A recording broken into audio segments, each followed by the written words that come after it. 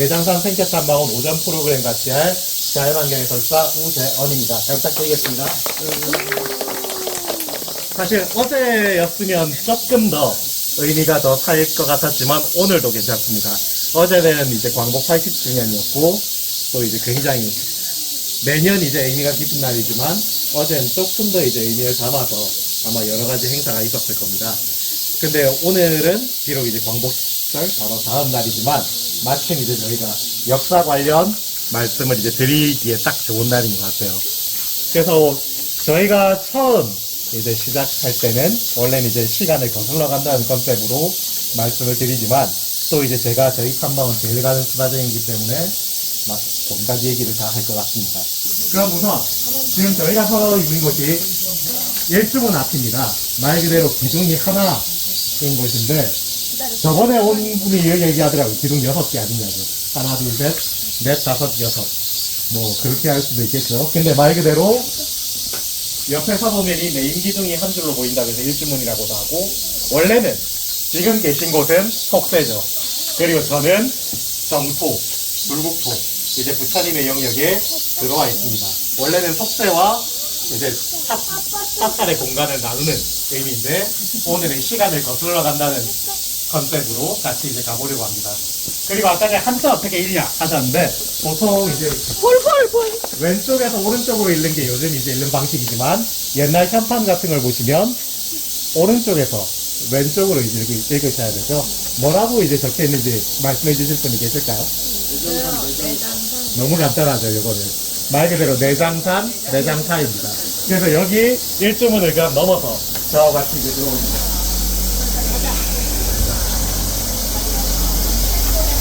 여기는 이제 1950년대쯤에 당시 이제 내장산 이쪽에 이제 면장으로 우장님이었다고 들었어요. 계셨던 분이 식재를 시작해서 지금은 내장산 최고의 자랑 중에 하나인 108 단풍 터널길입니다. 말 그대로 108개가 진짜 맞냐고 물어보시면 예전에는 이제 108개였는데 지금은 오래된 나무는 교체를 하고 또 점점 교체를 하고 있기 때문에 정확하게 108개는 아닌 것 같더라고요. 천천히 들어오면서 말씀을 하실까요? 그래서 저희는 지금 2025년에서 지금은 이제 1950년대를 걷고 있다고 생각하시면 될 것 같습니다. 그런데 이제 단체 프로그램을 하다 보면 꼭 말씀을 하시죠. 왜 이제 가을에 우리를 이제 부르지 않았느냐. 내장산 국립공원 하면 가을 단풍이 가장 유명한 곳 아니냐 말씀을 하시는데 가을 성수기 때는 이렇게 이제 느긋한 감상이 거의 불가하죠. 오시면 이제 저도 가을 성수기 때 이제 저희 선생님들 프로그램을 보조를 하여 들어가 봤는데 제 발로 걷는 느낌이 아니죠. 밀쳐지고 또 기념사진 찍겠습니다. 하나 둘 셋 하면 굉장히 따가운 시선이 느껴지죠. 나도 사진을 찍어야 되는데 왜 이렇게 길을 막고 있냐라는 그런 시선이 따끔따끔할 정도로 가을에는 예쁜 대신에 한적한 이제 여행이나 관람은 조금 이제 까다롭죠. 그래서 저희도 굉장히 그게 아쉽습니다. 하지만 늘 말씀을 드리죠. 가을이 가장 유명하긴 하지만 봄, 여름, 겨울도 굉장히 예쁘다고도 언제나 말씀을 드리는데 잘 믿는 눈치는 아니시더라고요. 그래서 저희 이제 친구들이나 다른 이제 친척들도 하시는 말씀이 가을에 혹시 좀 여기에 좀 방이 비지 않을까라고 말씀하지만 일단 비는 방은 없습니다. 너무 아쉬운 일이죠. 그리고 여기 단풍나무들이 예전부터 이제 쭉 자랐던 것도 있고 새로 이제 심은 것들도 있는데 보시면 이렇게 지금 나무가 거의 이제 생을 거의 끝낸 것들도 여기 심심찮게 있고 보면 이런 것도 곤충들이 이제 파먹은 흔적이나 여기는 조금 이제 다른 곳에 있는데 저 위에 보시면 이제 딱따구리나 그런 것들이 쪼은 흔적도 있죠. 이거는 이제 예전에 근무하셨던 저희 지금은 퇴직하신 분인데 예전에 이제 저희 탐방원에 원장님으로 계셨던 분 중에서 국내에서 식물하면 한 손에 꼽으시는 분이 계셨습니다. 그분께서 하셨던 말씀 중에서 제가 굉장히 인상 깊은 게 뭐 몇 가지가 있는데 간단하게 이제 그분이 모든 상황에 적용할 수 있는 건 아니지만 살아있는 나무와 죽은 나무를 좀 가장 좀 빠르게 구분하는 방법 중에 하나가 요겁니다. 버섯. 얘는 지금 이제 거의 생이 끝난 나무기 때문에 뭐 겉으로 보기에도 속이 좀 비어 있을 수도 있고 곤충이 이제 먹은 흔적이 많을 수 있지만 그것보다 더 확실한 것은 이 줄기에 이 버섯들이 자라 있는지 아닌지를 한번 이제 확인을 해보라고 얘기를 하시더라고요.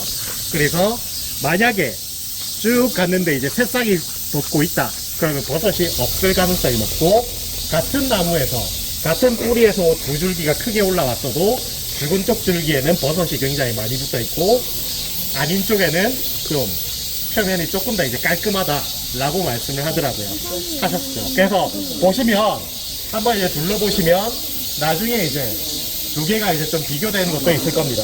그것도 이제 같이 보면서 말씀을 하시고요. 오늘은 너무 날씨가 화창해서 매장산에서 좀 드물게 볼 수 있는 친구들이 좀 숨어 있을 것 같습니다. 되게 달팽이 종류거든요. 그래서 비가 오는 날에 여기 이제 매장산에 같이 오시면 일단 비 오고 습하고 막 끈적하고 하는 건 좀 불쾌할 수 있지만 매장산 띠 달팽이라는 좀 보기 드문 달팽이를 같이 보실 수가 있어요.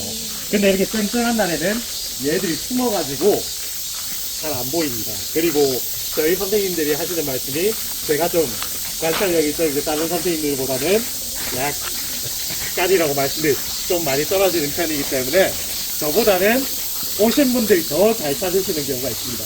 그러면 찾으시면 저는 이제 거기 업혀가는 거죠. 일반적으로 보시는 달팽이는 뭐 새끼 손가락 한 마디 정도만 하면 좀 큰데 하실 수 있지만 매장산 띠 달팽이를 보시면 적어도 두 마디 정도만 할 겁니다. 생각보다 커다란 혹시 이렇게 이제 좀 황토색의 하얀색 이제 무늬가 들어가 있는 걸 보셨다면 아마 제대로 보신 걸 겁니다. 근데 그거 같은 경우가 좀 굉장히 환경에 예민한 종류라고 하더라고요. 근데 좀 아쉬운 게 좀 반려동물 같은 경우도 기르는 분들 중에서 좀 어긋난 방향으로 기르시는 분들이 오셔가지고 무단으로 그러니까 채취해가는 경우가 종종 있다는 말씀을 제가 들었거든요. 근데 그게 굉장히 예민한 종류이기 때문에 여기 있는 대로 그대로 살게 하면 가장 좋은데 좀 무리해서 무단으로 그렇게 이제 데려갔다가 좀 많이 퇴사하는 경우가 있다고 하죠. 죄송합니다. 잠시만요. 네, 계장님. 그리고 지금 이제 매장산 띠달팽이는 아니지만 이게 쨍쨍한 날에 얘들이 숨어 있어요. 이렇게 민달팽이들입니다. 그래서 조금 이제 습한 집에 가끔 나오는 민달팽이들 요만한 것들이 막 우르르 나오는데 이런 가면 점액질이기도 하고 얘들은 위험하죠. 이 친구들한테 아마 그런 느낌일 겁니다. 그래서 이렇게 이제 더운 날에는 이런 나무 틈새 같은 데를 자세히 보시면 이런 것들이 쭉 숨어 있죠. 그리고 오늘 이제 이 민달팽이도 습한 날에 보면 얘들이 활동이 활발하기 때문에 대략 꼭 보면 또 이제 저 사람이 거짓말 한다라고 말씀하실 수도 있지만 거의 한 이 정도 길이 되는 민달팽이들도 나무에 붙어 있는 거를 좀 습한 날에는 조금 이제 보실 수가 있습니다. 그러니까 얘가 또 민달팽이요. 큰 놈이 있죠. 그래서 오늘 이렇게 이제 딱 실물이 나와주면 그래도 이 사람이 허풍을 좀 덜 떠는구나 이렇게 이제 믿으실 것 같아서 좀 안심이 됐습니다. 저희가 아직도 지금 이제 50년대 언저리를 헤매고 있는데 앞에 바로 이제 담장 쳐져 있는 건물들이 있죠.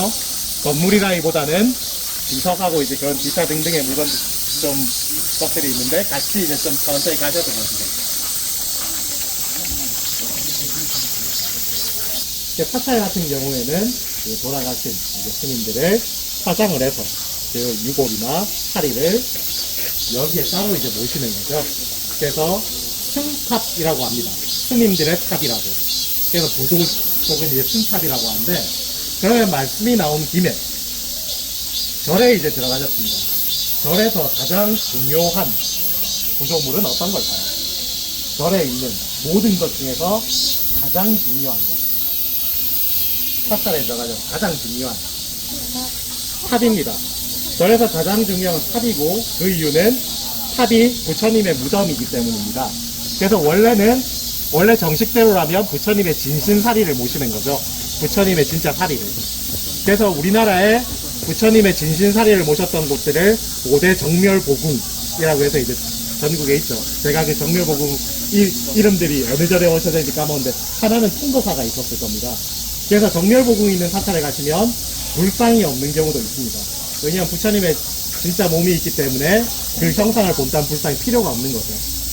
그래서 탑이 가장 중요하고, 제가 한때 아직 이제 역사 쪽 전공으로 열심히 할 거라고 야심에 이제 불타올랐을 때, 그때 직접 이제 인도에서 불교 유적지도 한 바퀴 혼자 친구랑 같이 이제 답사를 갔었는데, 인도에 있는 첫 번째 탑은 무덤처럼 생겼습니다. 경주에 있는 신라 왕릉을 돌로 만든 모양이라고 생각하시면 돼요. 굉장히 큽니다. 근데 그게 중국을 거치고 저기를 거치면서 우리나라 오니까 우리나라의 탑 모양으로 바뀌는 거죠. 그래서 저쪽에 이제 가셔가지고 저희가 저를 사찰은 정석대로의 기본 형태는 문 3개를 지나고 누각 하나를 지나면 탑이 있고 대웅전이 있는 구조일 겁니다. 근데 지금 여기 가시면 탑이래. 죄송합니다. 문이 몇 개인지부터 일단 한번 보시죠. 저희가 3개 중에서 하나는 지났습니다. 1주문은 지났죠. 그럼 두 번째 문은 어떤 게 있는지 한번 보시죠.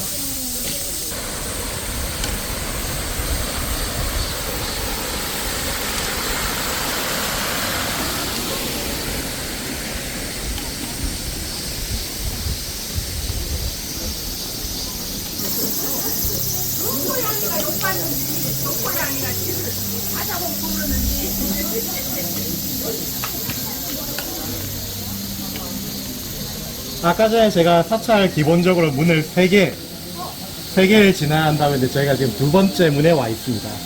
근데 말씀드린 건 언제나 기본 구조이기 때문에 이 기본 구조에서 변형들이 다 이제 있죠. 현지 상황에 맞춰서.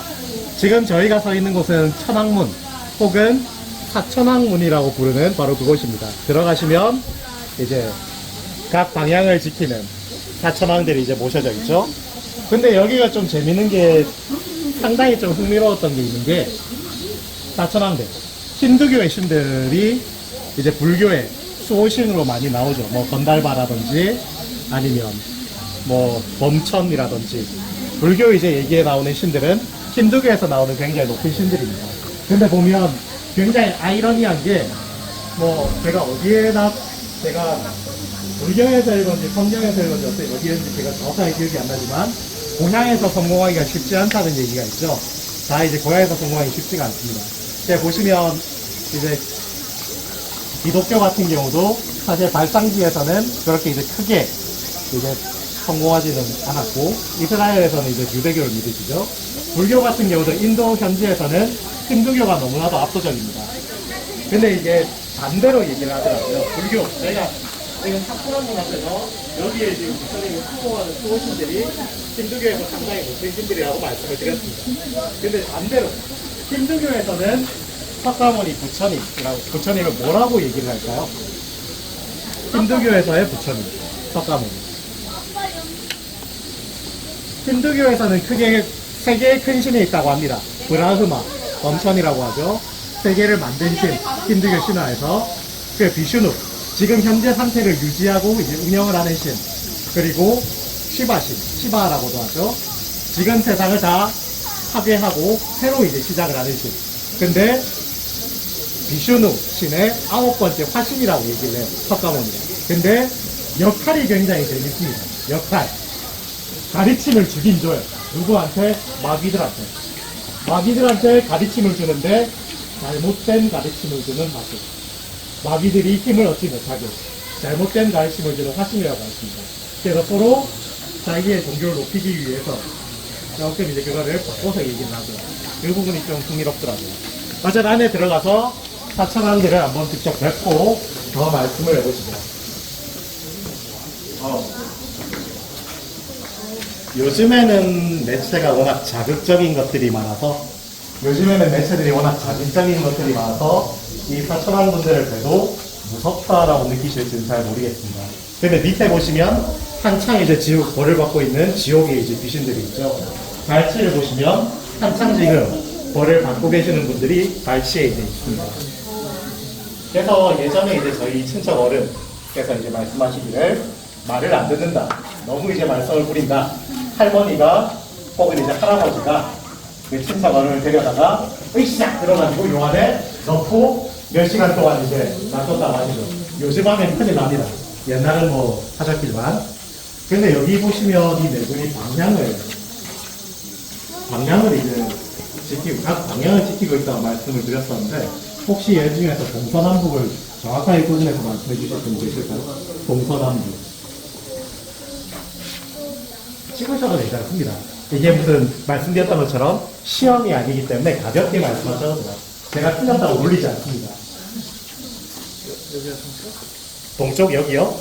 그러면 서쪽은 친구 이제 기준으로는 일단 대각선 그럼 서쪽이 되고 그럼 남쪽이 어디죠? 그럼 북쪽이 여기겠네요. 접근법은 굉장히 좋았습니다. 대각선이 이제 서로 반대되는 방향이죠. 일단 동쪽이십니다. 비파를 들고 있는 지구천 그리고 서쪽 그리고 남 북, 광목천왕으로 다문천왕으로 끝나는 동서남북입니다. 그런데 가지고 계신 게 다 다르죠? 이쪽은 비파를 들고 계시고, 아기, 검을 들고 계십니다. 그리고 용과 용이 물고 있는 하나를 지금 빼셨는데 여의도를 지금 가지고 계시죠? 그리고 상과 탑을 가지고 계십니다. 그러면 이분들이 사찰마다 가면 들고 계시는 게 조금씩 달라지기도 해요. 그리고 얼굴 색깔이 달라지기도 합니다. 동쪽을 상징하는 색깔은 어떤 색깔일까요? 동쪽을 상징하는 색깔. 아쉽게도 여기는 얼굴 색깔이 좀 다르게 표현되지가 않아서 여기에서는 맞지는 않는 얘기입니다. 동쪽은 파란색입니다. 좌청룡이라고 하죠. 그러면 서쪽 무슨 색일까요? 좌청룡, 백호. 서쪽은 하얀색입니다. 남쪽은요? 남쪽. 정확해. 빨간색입니다. 오. 그러면 북쪽은 어떤 색일까요? 노란색은 가운데입니다. 중앙이 노란색입니다. 그러면 오방색 중에서 안 나온 색깔이 하나 나오죠. 초록색은 아니야. 검은색입니다. 북쪽은 검은색으로 표현돼요.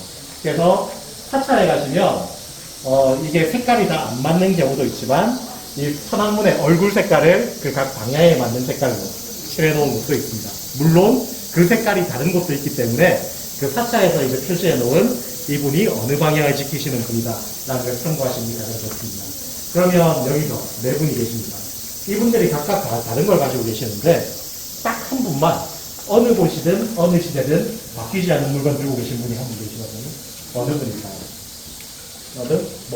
저분이 달고 있는 것 중에 어떤 거? 무기는 바뀌어요. 탑, 아까 전에 탑이 가장 중요하다고 했죠? 탑만은 바뀌지 않습니다. 그래서 옛날 이제 절터나 아니면 유적지를 발굴할 때 사천왕 분들 같은 뭔가 그림이나 조각이 나왔다. 그러면 탑을 계시는 분을 찾아줍니다.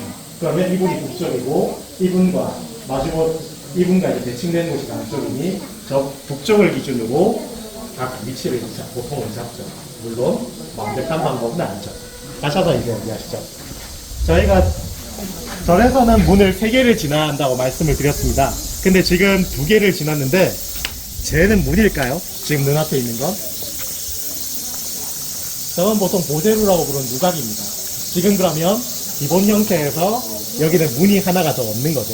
사찰문이라는 문이 지금 기본 배치에서는 없는 상태입니다. 물론 지금 매장사로 나오신 큰 대사찰 같은 경우에는 문이 4개인 경우도 있습니다.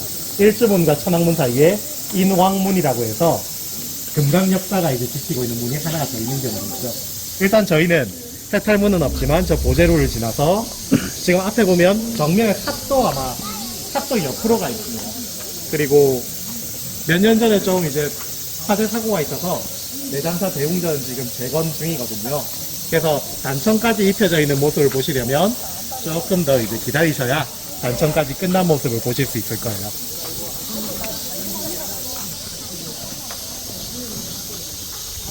큰 화면으로 보여드리면 더 좋았을 텐데요. 큰 화면이 아니라서 좀 민망하지만 제가 큰 화면으로 보여드렸으면 더 좋았겠지만 지금 좀 아쉬운 대로 요걸 준비를 하려고 합니다. 지금 이쪽에 이제 모시고 온 이유가 간단한 이제 사찰 기본 구조 안내도 저도 이제 자신 있다고 생각했는데 혹시나 더 상세하고 정말 완벽한 사찰 해설을 듣고 싶으시다 이 근처에서 시간이 나시면 장성 백양사 저쪽 이제 대감 사무소 있는 곳에 가셔서 거기 해설사 선생님들이 제가 이때까지 봤던 분들 중에서 사찰의 절을 가장 잘하십니다. 절에 가시면 혹시 부처님들 손을 보신 적 있을까요? 손. 보통 이제 흔히 표현하면 뭐 이런 식으로 뭐 하고 계신다고 하죠. 이게 부처님들의 스윙입니다. 근데 이게 제가 이제 학교 다닐 때 배웠던 은사님이 정말 그 분야의 권위자셨지만 이해가 잘 되게 말씀해 주시는 타입은 아니었거든요. 그래서 시험 치면 헷갈려요. 그래서 제가 아는 스윙은 요거밖에 없습니다. 정확히 아는 거는 요거랑 요거. 항마촉진하고 직원인이라는 건데 이게 저는 설명을 정말 떠듬떠듬 못하는데 백양사가 쪽에 가셔서 저희 국립공원 사무소 선생님들 해설 들으시면 정말 귀에 쏙쏙 들어옵니다. 그래서 시간이 되시면 장성 백암사무소 가셔서 백양사 사찰에 말고 제가 자신있게 권유했습니다.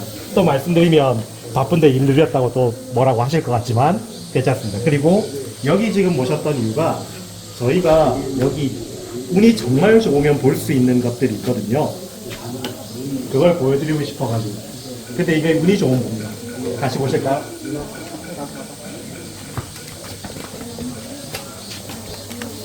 비단벌레라는 곤충입니다.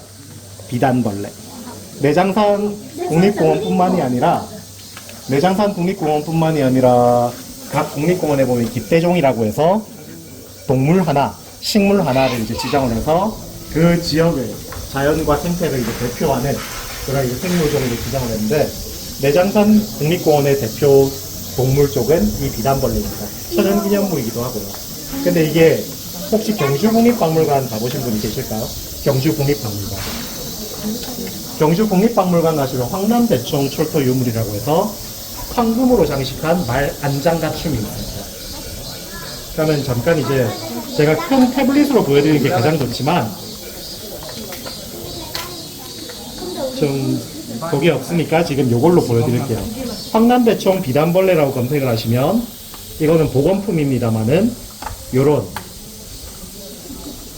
말 안장 앞뒤를 가리는 유물이 나옵니다. 황금으로만 금동이고 그 금 사이사이에 녹색 부분이 보이죠? 좀 빈틈에 그 비단벌레 곤충의 날개를 잘라서 가피를 끼워 넣은 거예요. 이게 색깔이 변하지가 않습니다. 그래서 예전에는 같은 이제 수준의 보석하고도 거의 준하게 취급을 받을 정도로 굉장히 귀한 물건이었고 예전에 발굴하셨던 분 회고에 따르면 땅에 1000년을 묻혀 있었잖아요. 딱 나왔을 때는 생생한 녹색이었는데 공기하고 다른데 실시간으로 색이 바래는 걸 보셨다고 하더라고요. 그래서 좀 저는 궁금한 게 하나 있었습니다. 여기가 비단벌레가 저희 내장산의 비단벌레가 깃대종이거든요. 근데 경주에 가장 유명한 유물이 있습니다. 경주 국립박물관 가면 비단벌레 전기차가 있거든요. 왜 경주 국립공원이 비단벌레가 아니라 원앙인지 아직도 모르겠습니다. 한 번씩 물어보시는 분도 계시더라고요. 근데 제가 이제 그냥 아니 도대체 깃대종은 어떻게 정하는 걸까?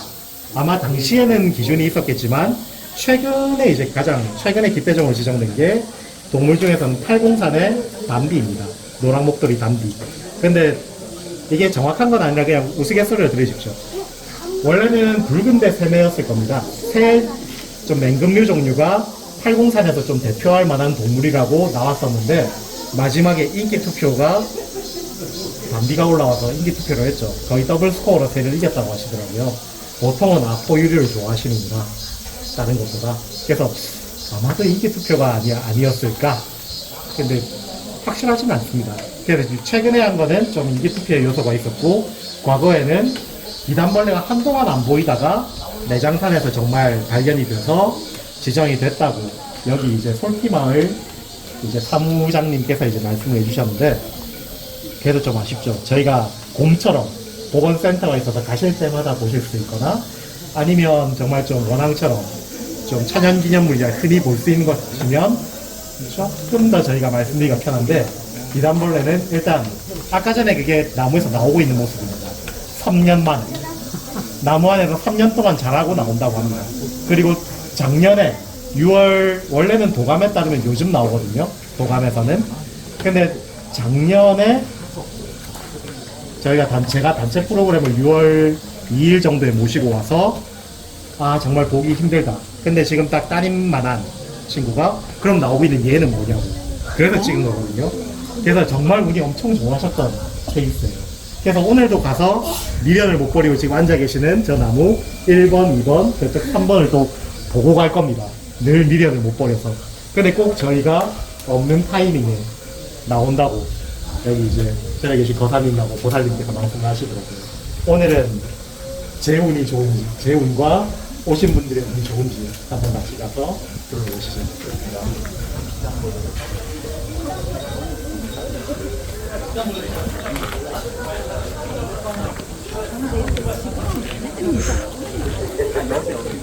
일단은 떨어져 있는 위치에 앞에 떨어져 있는 것은 이 나무에서는 안 보이긴 하지만 일단은 말씀을 드리겠습니다. 여기 나무 쪽을 한번 잘 봐주시겠어요? 나무에 보면 이제 구멍이 좀 깊게 파져 있고 여기도 구멍이 있습니다. 각 구멍마다 이제 있는 것들은 다르지만 예전에 여기서 튀어나왔거든요. 제가 여기 제 새끼 손톱만한 길이의 구멍에서 걔가 이제 튀어나오는 거죠. 근데 미안 3년 정도 걸린다고 합니다. 그리고 아까 전에 그 광채가 막 번쩍번쩍 빛나는 광채인데도 작정하고 찾으려고 하면 정말 얄밉게도 안 보이죠. 그래서 나무 입장에서 보면 사실 좀 해충에 가깝죠, 생태는. 근데 굉장히 보기 드물어졌고 정말 여기 이제 절에 계시는 이제 스님들하고 보살님께서는 이제 아주 여기 풍주하시니까 저희보다는 자주 보시지만 그래도 집중해서 보지 않으면 잘 안 못 찾죠. 일단은 미련을 못 버리고 이제 이 첫 번째 나무를 봤는데 여기는 밑에 떨어져 있는 것도 없습니다. 그럼 옆쪽으로 한번 가보실까요? 지금 저희가 볼 때는 색깔이 예쁜데 지금 여기 사이사이에도 원래 비단벌레 가피들이 있었는데 개미들이 다 꺼내가지고 드셨던 것 같더라고요. 그래서 여기 보면 하얀색 페인트 마커로 동그라미를 표시해놨는데 여기 3년 전에 비단벌레가 알을 낳고 막아놓은 곳입니다. 그래서 저희가 미련을 못 보려고 봤는데 모든 알이 다 좋아하는 건 아니죠. 그래서 올해 이걸 진짜 다시 나오는 걸 저희가 찍을 수 있나 라는 기대를 많이 했습니다만은 아쉽게도 지금 소식은 없습니다. 그리고 여기 나무 지금 너무 불기운을 좀 심하게 받아가지고 부득이하게 이걸 잘라셨는데 안에 보시면 이제 벌레들이 먹은 이런 흔적들도 중간중간에 되게 이제 많이 파여 있죠. 그러면 저희가 옆으로 넘어가서 동물계통의 천연기념물 보는 건 사실 쉽지는 않습니다. 얘들이 다 도망가 버리니까요. 하지만 식물계통의 천연기념물은 저희가 언제 와도 언제나 볼 수 있기 때문에 이쪽 이제 저희가 지름길로 넘어가셔서 한번 이제 보시죠.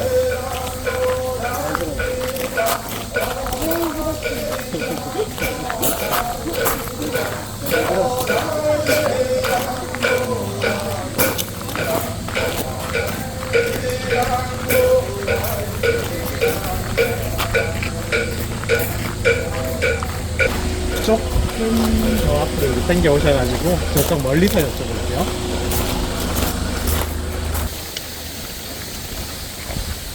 사실 내장산이 그렇게 물그릇이 큰 산이 아니라고 다 하시더라고요.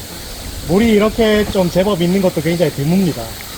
그래서 뭐 계곡으로 이제 피서를 가신다. 사실 좀 안타까운, 좀 아쉬운 그거지만 다른 산에 비해서 내장산이 그렇게 크게 뭐 개울이 넓고 물이 많은 편은 아니라 이런 물 보시는 것도 사실 흔치는 않습니다. 그래서 저희가 매번 갈 때 이렇게 물을 건너가거나 징검다리를 건널 일이 사실은 없죠. 앞에 있는 저 하얀색 탑. 저게 몇 층일까요? 3층. 3층. 정확해요. 3층입니다. 잘 파악이 안 되실 때는 지붕 개수를 세십시오. 큰 지붕 개수를 세시면 얼추 층수가 나옵니다. 물론 모든 거에 적용되는 방법은 아니지만, 그래서 밑에 보면 저 기단부를 한 층이라고 이제 가끔 헷갈려 하시는 분들인데 저 기단부는 지붕이 없죠. 그래서 근데 제 말 믿고 저쪽 이제 서울국립중앙박물관 로비에 있는 그 10층 석탑인가요? 보시면 거기 지붕이 꽤 많습니다. 어떤 게 메인 지붕인지 안 세면 저도 잘 모를 때 한 20층은 되는 것 같은데 라고 이제 이상한 소리를 했다가 저희 은사님이 공부 열심히 하라고 하방을 하였던 기억이 나네요. 이쪽에 이제 저희 징검다리를 살살 건너가실까요? 튀기 필요하시면 제가 빌려드릴까요? 필요하신 분이 있습니다.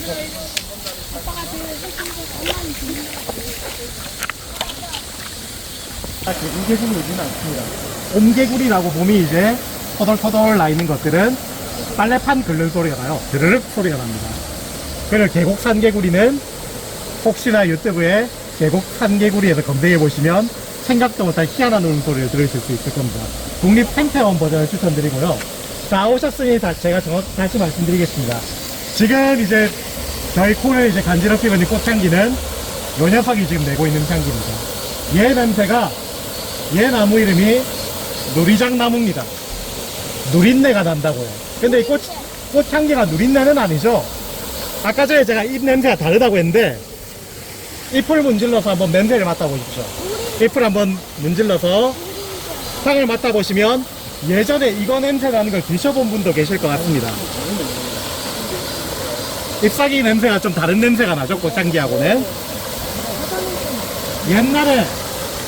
옛날에 원기소 드셔보신 분 계실까요? 원기소 냄새가 날 겁니다.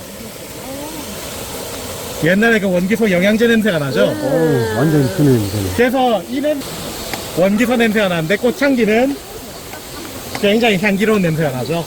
원기가 회복되는 것 같은데. 아주 좋은 그래서 꽃이네. 지금 이제 자녀분들 같은 경우에는 원기소라고 하면 잘 이제 모르시는데 좀 성인분들 모시고 단체 프로그램을 할 때는 저희 선생님들이 꼭 물어보시는 것들 중에 하나입니다. 냄새 맡아보고 이거 무슨 냄새가 나냐? 대부분은 원기소 냄새라고 말씀을 하시죠. 같이 이제 가시면서 말씀을 드릴까요? 아까 전에 말씀드렸던 것처럼 저희가 이미 천연기념물 앞에 있습니다. 지금 이제 여기 비석이 있으니까 여기서 말씀을 드리겠습니다. 여기가 68년도에 지정된 천연기념물입니다. 식물이나 아니면 그런 게 아니라 이 장소 자체가 천연기념물입니다. 내장산 국립공원에 있는 천연기념물들 중에 하나 굴거리 나무 군락지입니다. 저기 지금 나무가 보이시죠? 옆에 보면 팻말처럼 이제 박아놓은 게 보이는데 오른쪽에 보시면 이파리가 길쭉한 작은 나무가 있습니다. 쟤는 작아서 그렇고요. 저 나무가 굴거리 나무라는 나무입니다. 저 나무가 굴거리 나무고 내장산 이제 산책로에 보시면 큰 나무들이 많아요. 그래서 인공적으로 심은 거고 저기 있는 것들은 아마 새들이나 아니면 비가 와서 떠내려온 씨앗들이 여기서 자란 걸 겁니다. 60년대 말에는 저게 현재 기후를 나타내주는 나무였습니다. 저게 추운 걸 싫어하는 나무예요. 그래서 예전 60년대 말까지는 내장산보다 북쪽에는 얘가 자연적으로 살지 않는다. 그래서 천연기념물로 지정한다. 라고 해서 천연기념물이 됐고, 비슷한 예로 장성 대감사무소에 있는 비자나무 군락지 또한 추운 걸 싫어하니까 그게 북쪽 한계점이 장성이다. 장성 대감산이다. 해서 천연기념물이 됐습니다. 근데 이게 지금 공식적인 연구는 하지 않았지만 아마도 지금 연구해 보면 자연적으로 자라는 곳들이 아마 더 북쪽으로 올라가지 않았을까 짐작을 하고 계시죠. 이쪽으로 가시죠. 그래서 내장산 케이블카 타고 올라가시면서 아래쪽을 보시면 거기 대부분이 요 권역입니다. 이쪽으로 올라가시면 케이블카 이제 걸어서 올라가시는 거죠. 네, 비춘가요? 그래서 케이블카 타고 이제 보시는 풍경도 물론 이제 예쁘지만 혹시나 가을이나 다른 성수기 때 오시면 단풍나무가 다른 나무에 비하면 자라는 속도가 늦은 편입니다. 그래서 예전에 저희 원장님께서 말씀하시기를 예전에는 케이블카에서 내려다봐도 진짜 불타는 것 같은 단풍을 봤겠지만 지금은 다른 나무들이 다 높이를 추월한 것들이 많아서 케이블카에서 내려다보는 풍경도 여전히 아름답지만 지금 제가 뭐 먹을 때는 경계는 하되 그렇게 막 움직이진 않아요. 다들 저보다 눈이 매서우신데? 손도 빵빵하네요. 많이 잡혔어. 사람이 칼로리가 많이 필요해서 먹을 때는 사실 주변 경계로에 그렇게 활발하게 움직이지는 않습니다. 칼로리가 많이 필요하거든요.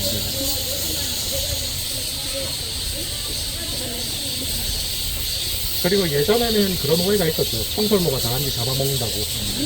그래서 내변산 가시면 한 마리 하나 있죠. 나는 억울하다. 사람이 서식지를 다 망가뜨려서 다람쥐가 없이 내가 다람쥐 안 먹는다. 나는 억울하다. 하는 표지판이 있으니 내변산 가시면 한번 이제 그 표지판을 찾아보시면 좋을 것 같습니다.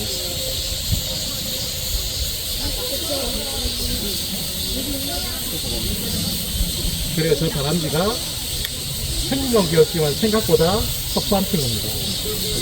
기회가 되면 말씀하신 것처럼 뱀도 잡아먹을 정도로 굉장히 섭수한 친구죠. 저 쇼맨십을 하는 친구들. 제가 출연료를 좀 두둑이 챙겨주고 싶은데 저희가 이제 그런 계획이 없어가지고 소리라도 시간을 거슬러 간다는 말씀을 드렸는데 아직도 저희는 60년대에 헤매고 있습니다. 그래서 너무 늦은 것 같아서 저희가 300년 전쯤부터 있던 것들을 보러 지금 갈 겁니다.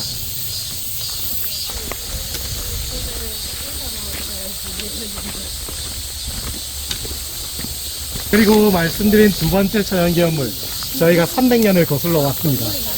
천연기념물 내장산 단풍나무입니다. 이쪽 각도가 베스트 각도예요. 그래서 우와라고 이제 감탄을 해주셔서 감사한데 밑에 사진이 이 단풍나무가 이 경사지에 서 있는 걸 살리지를 못해요. 그래서 생생정보에서 촬영하러 오셔서 그걸 아까워하시더라고요. 실제 눈으로 보면 이 돌 무너진 곳에 저 단풍나무 하나가 버티고 있는 저 멋이 있는데 영상에서는 아쉽게도 저 경사도에 저게 당당히 서 있는 게 잘 안 보여가지고 이게 너무 아깝더라고요. 그래서 보시면 진짜 저기에 큰 나무가 쟤밖에 없습니다. 그래서 대략 300년 정도 되지 않았나 수령은 추정을 하고 있고요. 물론 얘보다 조금 더 오래된 것 같은 라고 추정되는 단풍나무도 한두 그루 정도 더 있습니다. 근데 서 있는 위치가 정말로 좀 이제 힘든 곳에 지금 자라고 있고 거기서 살아남기 위해서 굉장히 가지도 막 비틀어 가면서 굉장히 이제 크게 자라있죠.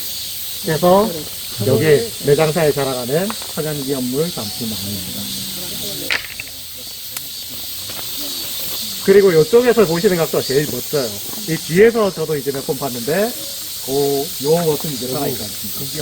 그리고 가을철에 보시면 저것도 이제 단풍이 이렇게 들어가지고 더 이제 멋스러운데 가을철은 말씀드린 것처럼 제발로 걷는 게 아니고 제발이 아니기 때문에 이렇게 느긋하게 저 이제 멋진 모습을 감상하기 좀 이제 시간보다는 공간적인 여유가 없죠. 쉬어가지고 사람들이. 근데 뭐 나무 수량에 대해서 말씀을 드리자면 가장 확실한 방법은 나무를 드릴링 해가지고 그 나이테를 뽑아내서 그걸 세는 게 가장 정확한 방법이라고 합니다만은 사실 그게 나무 건강에 썩 이게 좋은 건 아니죠. 수직으로 수평으로 관통해버리는 거니까요. 그래서 예전에 구전으로 전해지는 거나 아니면 다른 나무 밑에 볼 때 이제 그런 식으로 추정을 하는 경우도 왕왕 있다고 하십니다. 그래서 예전에 보면 80년대나 이런 데 이제 마을에 뭐 경자나무라고 하죠. 그 모호수를 주장한 거 보면 그 나무들 영원히 수령 400년이죠. 표지판을 안 받고 있으니까. 그래서 아마 더 늘었을 것도 있을 테지만. 그래서 저희가 이제 300년을 거슬러 왔는데 저희 프로그램 이름이 응답하라 159입니다. 1592년도에 임진왜란이 일어났었죠. 그리고 그 임진왜란 이후에도 저건 있었을 이후에 저 나무가 자랐겠지만 저희가 가는 곳은 임진왜란 때 저건 매장사에서 있었던 일을 완전한 현장은 아니지만 거기 가서 말씀을 드리고자 저희가 이제 시간을 거슬러 올라간다고 말씀을 드렸죠. 같이 이제 가면서 천천히 말씀을 하시죠. 그리고 지리산이나 설악산이 저희한테야 대단히 크고 깊은 산이지만 야생동물한테는 굉장히 좁은 산이죠. 지리산에 지금 곰이 대략 90마리 정도 있다고 하죠. 근데 그 90마리가 공유를 못할 정도의 공간이라고 해요. 그 지리산이. 그래서 수도산이나 아니면 속리산 쪽으로 자꾸 이제 밀려나는 거죠.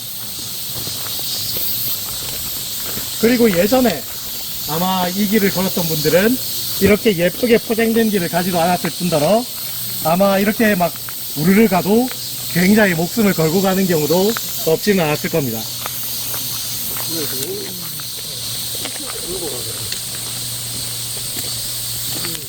그리고 저희 선생님 중에서 강원도에 이제 강원도에서 이제 사셨던 분이 계시는데 그분이 진짜 그 얘기를 하시더라고요. 태백이나 이런 데 가면 호랑이한테 잡아먹힌 분들 무덤 시루 엎어가지고 돌무덤처럼 만들어 놓은 게 아직도 있긴 있다고. 옛날에 만들어 놨던 것들이 아직도 이제 쭉 있다는 말씀을 하시더라고요.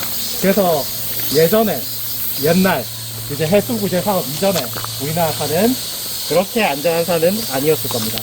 하지만 이게 마냥 좋다고 말씀드리기도 어렵지만 우리나라는 등산을 하면서 굉장히 위협적인 것들은 사실 많지가 않죠.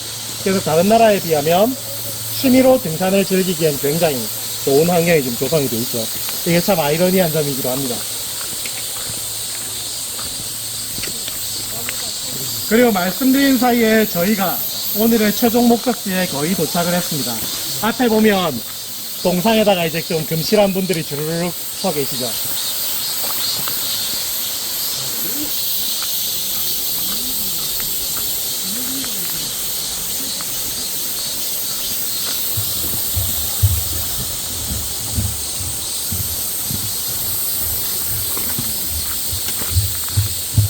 오늘의 최종 목적지에 도착하셨습니다. 여기서 한 3, 40분 더 가야 나오는 곳에 평상화 있는데 좀 잘못 만든 것 같아요. 이렇게 안 생겼습니다. 가시면 그냥 이제 동굴이 하나 있어요. 3, 40분 더 들어가시면. 저희가 응답하라 159입니다. 오늘 제목이. 1592년도에 임진왜란이 일어났을 때 여기 내장사에서 있었던 일에 마침 6월 22일입니다. 6월 22일 날 이제 있었던 일이고요. 그걸 이제 말씀드려요. 여기 보면 이제 뭔가 보인돌처럼 만들어놨는데 요거는 이쪽 길로 쭉 따라가시면 3, 40분 정도 가시면 용굴이라는 곳이 나옵니다. 좀 오르막이에요. 올라가시면 동굴이 하나 있는데 그 앞에 암자를 만들고 거기서 1592년도에 전주 경기전에 있었던 태조 이성계의 초상화 파란색 골룡포 입은 그거랑 조선왕조실록 고려사 등의 중요한 서책과 유물들을 전주에서 내장산으로 대피시켜서 370일 동안 지켜냈던 사건이 있었기 때문에 응답하라 159로 얘기를 했습니다. 그래서 다음번에 또 이제 저희가 가을철에 오시면 이렇게 야외 저희 탐방원 앞쪽에 이제 공원을 한 바퀴 돌아보고 또 다른 프로그램이 준비가 되어 있습니다. 일단 홍보를 해야겠죠? 저희가 봄철에 오시면 봄철에 자라는 숲 같은 이제 식물들을 관찰을 하시고 끝나서 들어가서 쑥 개떡 만들기 프로그램을 합니다. 일단 입이 즐거운 프로그램이죠. 눈과 입이. 여름 제가 만들어서 어쩔 수 없습니다. 열심히 걷고 귀에 이제 못이 박히도록 얘기를 듣는 프로그램입니다. 먹는 거 없습니다. 가을은 식욕의 계절이자 수학의 계절이라고 하죠. 설계하신 선생님들이 단풍나무, 메이플 시럽에 착안을 하셔서 단풍나무를 관찰하고 그 수학과 관련된 미션들을 해결하면 와플 부재대가 생깁니다. 그래서 다 완료가 되고 나면 메이플 시럽을 곁들인 와플을 구워서 드시는 걸로 마무리한 프로그램을 하고 겨울에는 철새관찰 프로그램을 합니다. 근데 요즘에는 철새가 거의 줄어들고 가마우지판이라서 겨울은 어떻게 될지 잘 모르겠네요. 어쨌든 우리의 입이 즐겁다. 봄과 가을입니다. 나는 귀가 튼튼하고 다리도 튼튼하다. 환영합니다. 여름입니다. 그리고 남에게 뭔가를 먹이고 싶다. 겨울입니다. 그래서 제 개인적으로는 여름을 추천드리지만 그래도 봄과 가을 프로그램도 저희 선생님들이 되시는 프로그램으로 마무리가 돼서 굉장히 즐겁게 잘 설계가 되어 있습니다. 그래서 다른 계절에 또 다른 프로그램으로 그렇게 인사드릴 수 있는 걸 기다리면서 말씀드렸습니다. 저는 기억력이 나쁜 편입니다. 다음에 볼 때는 꼭 말씀을 해주시죠. 오늘 오전 프로그램 정말 고생 많으셨습니다. 조심히 살펴가십시오. 감사합니다. 네, 가세요. 수고 많으셨습니다.